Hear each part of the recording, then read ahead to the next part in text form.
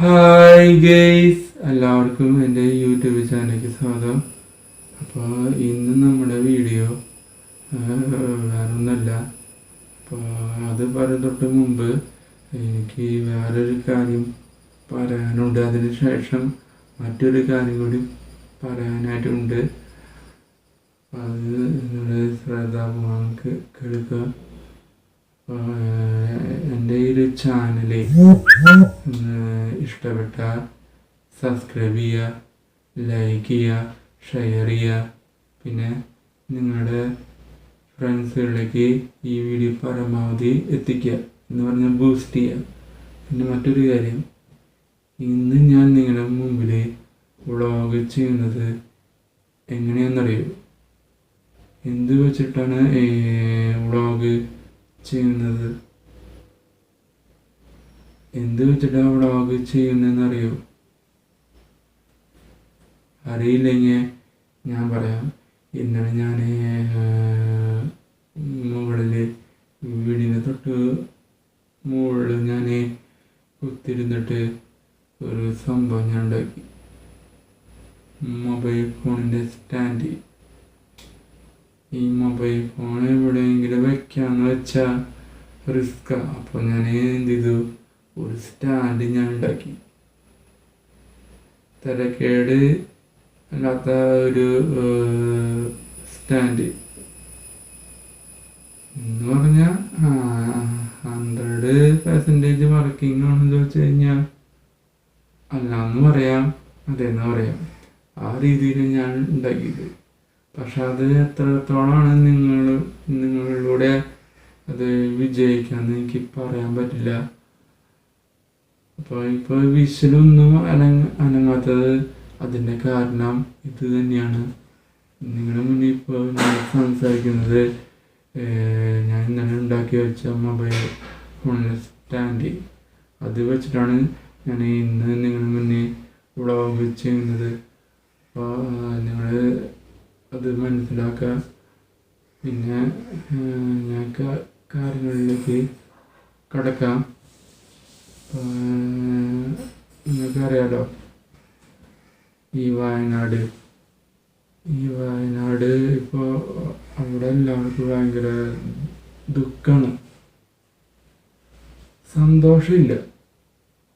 സന്തോഷം എന്ന് പറഞ്ഞാൽ സന്തോഷത്തിന് പകരമാണ് ദുഃഖം. ഞാൻ നിങ്ങളോട് പറഞ്ഞു, സന്തോഷത്തിൻ്റെ പകരമാണ് ഇപ്പോൾ ദുഃഖം. കാരണം അറിയാലോ, അവർക്കെല്ലാം നഷ്ടപ്പെട്ടു. അപ്പോൾ അവരെന്നെ തിരിച്ചു പിടിക്കണമെങ്കിൽ എന്ത് ചെയ്യണം? നിങ്ങൾ നല്ല രീതിയിൽ അവരെ സപ്പോർട്ട് ചെയ്യണം. നിങ്ങൾ നല്ല രീതിയിൽ അവരൊന്ന് സപ്പോർട്ട് ചെയ്യുക എന്ന് പറഞ്ഞാൽ അത് നല്ലൊരു കാര്യം. വെറുതെ തിന്നും തടിച്ച് നിന്നിട്ട് ഒരു കാര്യമില്ല. നിങ്ങൾ ഈ വയനാട് അതുപോലെ തന്നെ ദുരന്തം നടന്ന സ്ഥലത്തേക്ക് നിങ്ങൾ പോയിട്ട് നിങ്ങളെ കഴിയാവുന്ന കാര്യങ്ങൾ അവർക്ക് ചെയ്തു കൊടുക്കുക.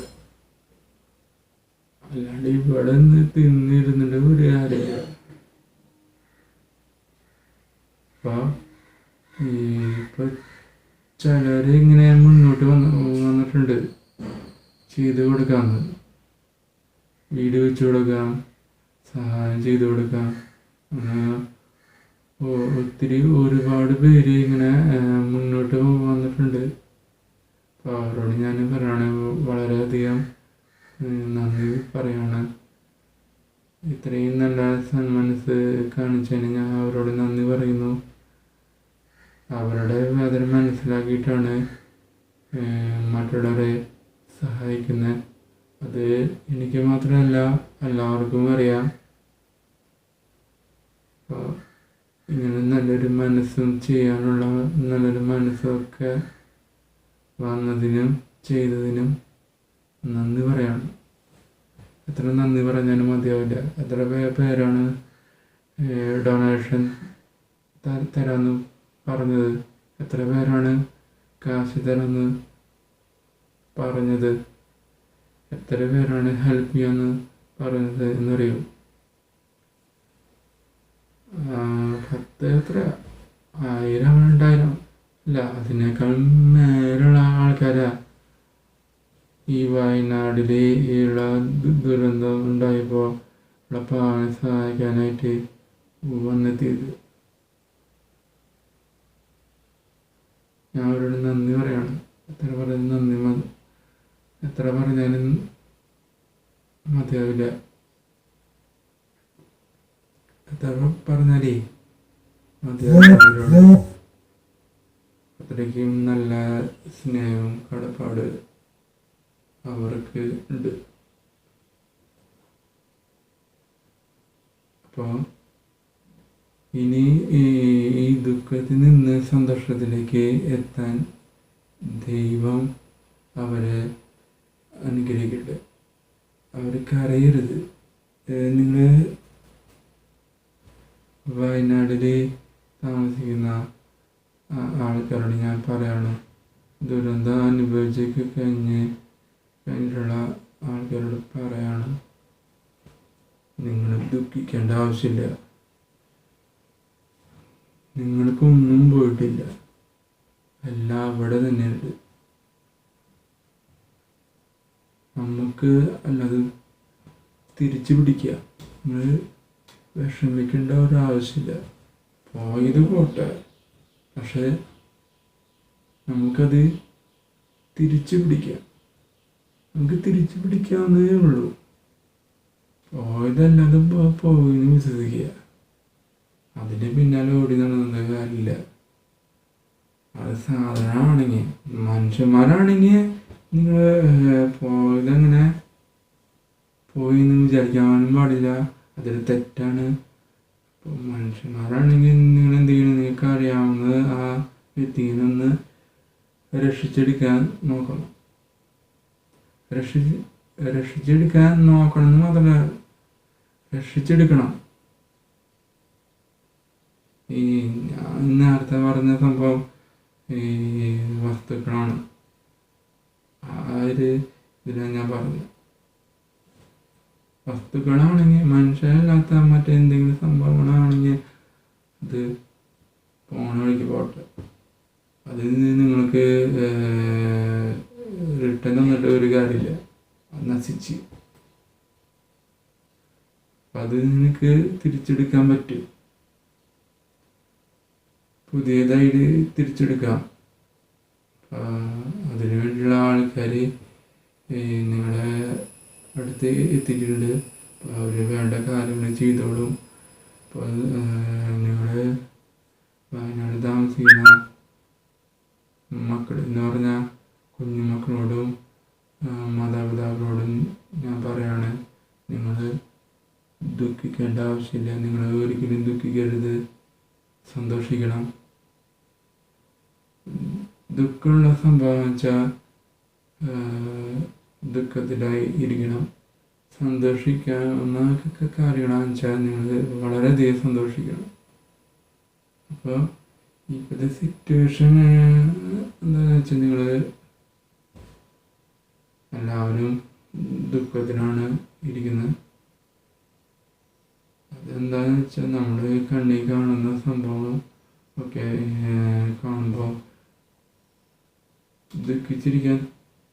ദുഃഖിച്ചിരിക്കാണ്ട് തോന്നില്ല. കാരണം അത്രയ്ക്ക് നല്ല വിഷമാണ്. സന്തോഷിക്കാൻ തോന്നിയില്ല,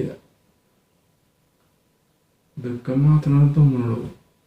കാരണം അത്രയ്ക്ക് സംഭവങ്ങളല്ല നടന്നത്. അത്രയ്ക്കും